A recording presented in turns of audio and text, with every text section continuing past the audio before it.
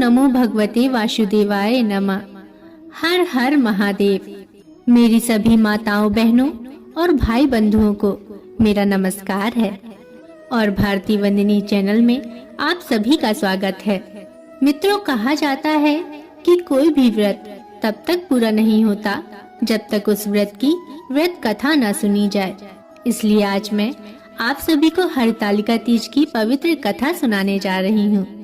अतः आपसे आग्रह है कि वीडियो को पूरा देखिएगा और यदि अभी तक आपने चैनल को सब्सक्राइब नहीं किया है तो चैनल को सब्सक्राइब करके बगल में बनी घंटी को जरूर दबा लीजिएगा ताकि मैं आपके लिए ऐसी ही कथा कहानियाँ लाती रहूं।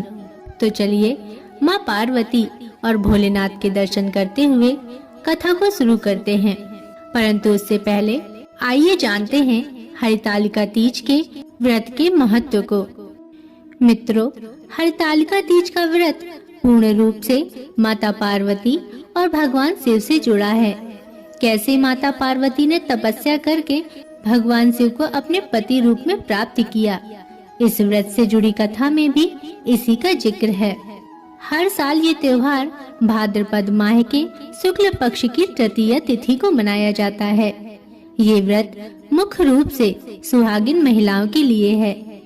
इस दिन सुहागिन महिलाएं अखंड सौभाग्य और सुखी वैवाहिक जीवन के लिए व्रत रखती हैं। वहीं कुमारी कन्याएं मनचाहा वर पाने के लिए भी यह व्रत रखती हैं। इस व्रत में महिलाएं मां गौरी और शिव जी का पूजन करती हैं, साथ ही सौभाग्यवती होने का आशीर्वाद मांगती हैं।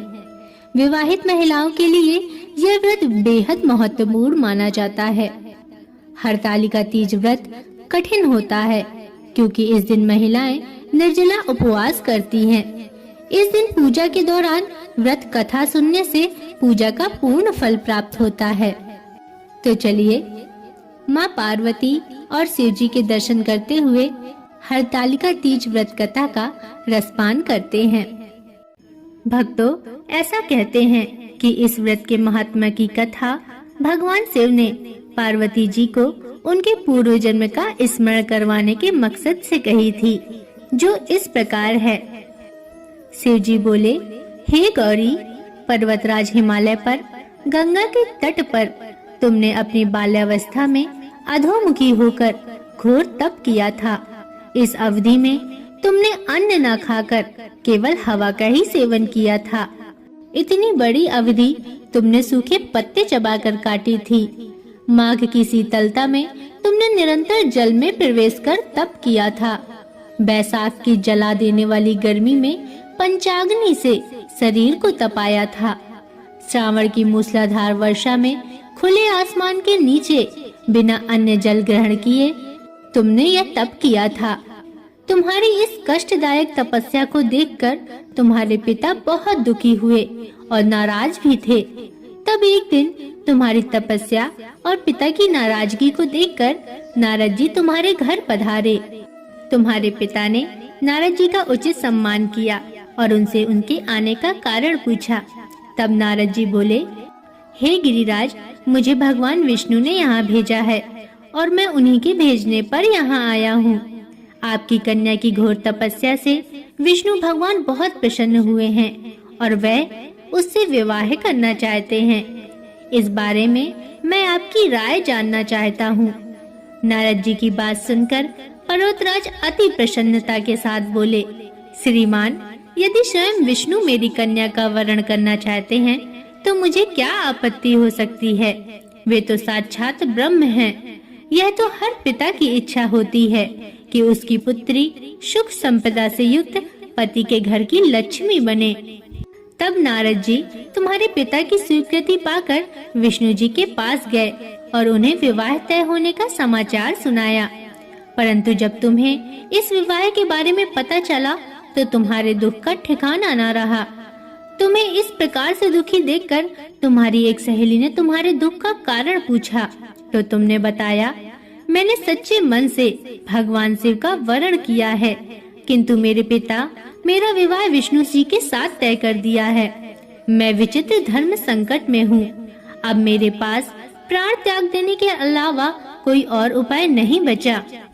तुम्हारी सखी बहुत ही समझदार थी उसने कहा, प्राण छोड़ने का यहाँ कारण क्या है? संकट के समय धैर्य से काम लेना चाहिए। नारी के जीवन की सार्थकता इसी में है कि जिसे मन से पति रूप में एक बार वर्ण कर लिया, जीवन पर्यंत उसी से निर्वाह करे। सच्ची आस्था और एक निष्ठा के समक्ष तो भगवान भी असहाय हैं। मैं तुम्हें घनघोर वन में ले चलती हूँ, जो साधना तल भी है और जहाँ तुम्हारे पिता तुम्हें खोज भी नहीं पाएंगे। मुझे पूर्ण विश्वास है कि ईश्वर अवश्य ही तुम्हारी सहायता करेंगे। अपनी सखी की बात सुनकर और उससे सहमत होकर, हे गौरी, तुमने ऐसा ही किया और तुम अपनी सखी के साथ घनघोर वन में चली गई। यहाँ तुम्हारे पिता तुम्हें घर में न पाकर बड़े चिंतित और दुखी हुए। वे सोचने लगे कि मैंने तो विष्णु जी से अपनी पुत्री का विवाह तय कर दिया है। यदि भगवान विष्णु बारात लेकर आ गए और कन्या घर पर नहीं मिली तो बहुत अपमान होगा। ऐसा विचार करके पर्वतराज ने चारों ओर तुम्हारी खोज शुरू करवा दी। इधर तुम्हारी खोज होती रही, उधर तुम अपनी सहेली के साथ नदी के तट पर एक गुफा में मेरी आराधना में लीन रही। भाद्रपद तृतीया शुक्ल को हस्त नक्षत्र था। उस दिन तुमने रेत के शिवलिंग का निर्माण किया। रात भर मेरी स्तुति में गीत गाकर जागरण किया। तुम्हारी इस कठोर तपस्या के प्रभाव से मेरा आसन हिल उठा और मैं शीघ्र ही तुम्हारे पास पहुंचा और तुमसे वर मांगने को कहा। तब अपनी तपस्या के फलभूत मुझे अपने समक्ष पाकर तुमने कहा, हे भोलेनाथ, मैं आपको सच्चे मन से पति के रूप में वरण कर चुकी हूँ। यदि आप सचमुच मेरी तपस्या से प्रसन्न होकर यहाँ पधारे हैं तो मुझे अपनी अर्धांगिनी के रूप में स्वीकार कर लीजिए। तब तथास्तु कहकर मैं कैलाश पर्वत पर लौट गया। प्रातः होते ही तुमने पूजा की समस्त सामग्री नदी में प्रवाहित करके अपनी सखी सहित व्रत का वरण किया। उसी समय गिरिराज अपने बंधु बांधव के साथ तुम्हें खोजते हुए वहां पहुँचे। तुम्हारी दशा देखकर वे अत्यंत दुखी हुए और तुम्हारी इस कठोर तपस्या का कारण पूछा। तब तुमने कहा, पिताजी, मैंने अपने जीवन का अधिकांश वक्त कठोर तपस्या में बिताया है। मेरी इस तपस्या के केवल उद्देश्य महादेव जी को पति रूप में प्राप्त करना था।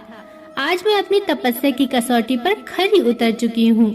चूँकि आप मेरा विवाह विष्णु जी से करने का निश्चय कर चुके थे, इसलिए मैं अपने आराध्य की तलाश में घर से चली गई।